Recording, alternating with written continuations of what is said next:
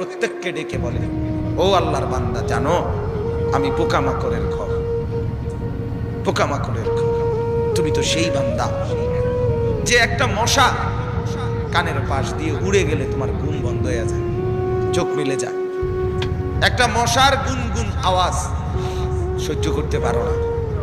একবার কয়েল, একবার অ্যারোসোল, একবার মশারি, এরপরেও তুমি চাও যে একটা মশাও যেন আমার কানের কাছে গুনগুন না করে।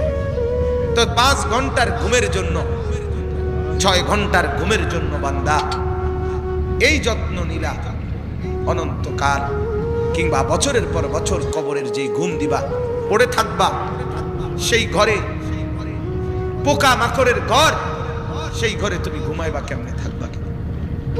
আমার বাপ, আমি থাকবো কিভাবে? আমি থাকবো কিভাবে বলে? ভাবেন।